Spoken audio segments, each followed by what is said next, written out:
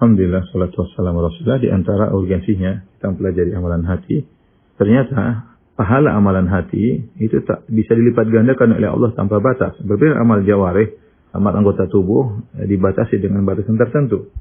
Al-Imam Ibnu Qayyim rahimahullah dalam kitabnya Madarijus Salikin berkata, "Inna amal al-jawarih tudha'af ila haddin ma'lum mahsub." Sungguhnya amalan jawarih itu dilipat gandakan pahalanya sesuai dengan batasan yang diketahui, yang terhitung. Wa amma a'malul qalbi, adapun amalan-amalan hati, fala yantahi tad'ifuha, maka tidak ada hujungnya perlipat gandaannya. Itu terus-terusan. Zalika wa zalika li'anna a'malul jawarih laha haddun tantahi ilaihi. Kenapa? Karena amal jawarih itu ada ujungnya. Ya, orang salat berapa kali ya dia ada batasan salatnya. Seorang misalnya berpuasa ada batasnya, berpuasa dia berapa hari. Orang berzikir ada hitungannya, dia berzikir berapa kali. Wa takfi indahu, oleh karenanya amalannya, pahalanya berhenti sesuai dengan berhentinya amalan tersebut. Fa yakunu jazaoha bihasabi haddiha. Maka balasan amalan jawari, amalan anggota tubuh ya sesuai dengan berdasarkan batasannya. Wa ma amalul qalb, adapun amalan hati, fa hiya da'imatun muttasilatun. Maka dia adalah amalan yang terus-menerus, tidak hentinya. Wa in tawara syuhudul abdillaha, meskipun orang-orang tidak melihat, tetapi dia terus. Misalnya seorang ikhlas kan terus melanggangi hati seseorang ya. Seorang qanaah, itu amalan yang terus selalu melanggangi hatinya. Misalnya seorang khusyuk, seorang takut kepada Allah Subhanahu wa taala, seorang tawakal kepada Allah Subhanahu wa taala, amalan tersebut tidak ada henti-hentinya, terus selalu menempel di hati dada seorang mukmin. Oleh karenanya kalau kita bicara salat, ya salat ada berapa rakaat, 2 rakaat, 100 rakaat, 200 rakaat, ada batasannya. Tapi kalau kita bicara amalan hati, maka tidak ada batasannya. Kita bicara tawakal, kita bicara takut kepada Allah, kita bicara mahabbatullah, cinta kepada Allah Subhanahu wa taala. Dalam hati seorang bisa jadi cintanya sangat luar biasa dan senantiasa dia cinta kepada Allah Subhanahu wa taala. Dari sini kata Ibnu Qayyim rahimahullahu taala, bahwasanya amalan hati itu agung. Di antara keagungannya, pahalanya lipat gandakan tanpa ada batasannya. Makanya Allah Subhanahu wa taala berfirman, "Innama yuwaffas sabiruna ajrahum bighairi hisab." Sungguhnya orang-orang yang sabar itu pahalanya lipat gandakan tanpa ada batasannya. Demikian juga di antara keistimewaan amalan hati, misalnya niat yang benar. Ternyata amal hati ini bisa menggantikan posisi amal jawari, amal anggota tubuh ya. Sebagian dalam hadis contohnya, ketika Rasulullah SAW berjihad, terus ada sebagian sahabat tidak mampu untuk berjihad. Ada yang karena sakit, ada karena tidak memiliki tunggangan untuk ikut berjihad, tapi mereka punya niat untuk ikut berjihad.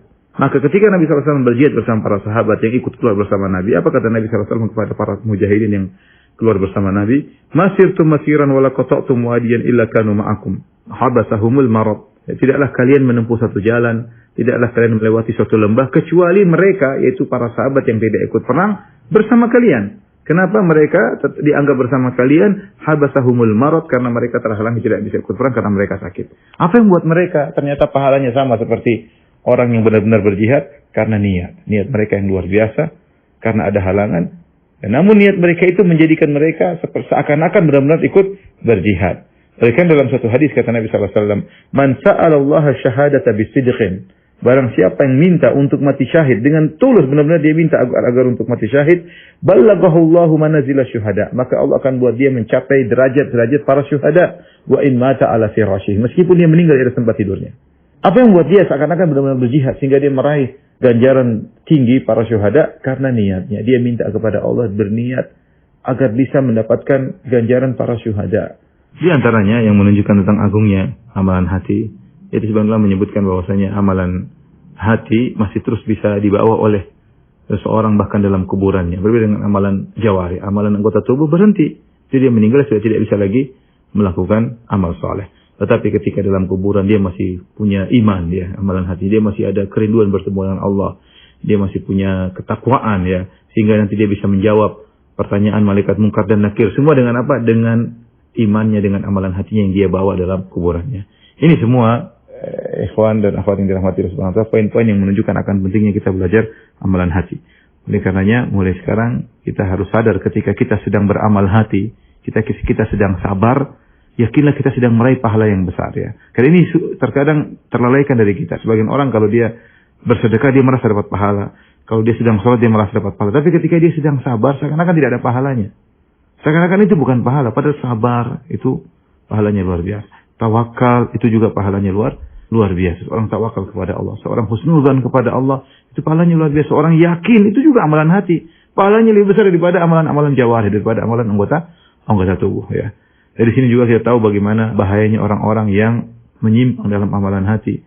Seperti orang-orang yang terjerumus dalam kesyirikan, yang tawakalnya kepada jimat, yang tawakalnya kepada penghuni kubur ya. Seperti itu, maka mereka adalah orang-orang yang sengsara, yang jauh dari rahmat Allah Subhanahu wa taala. Wallahu alam bisawab.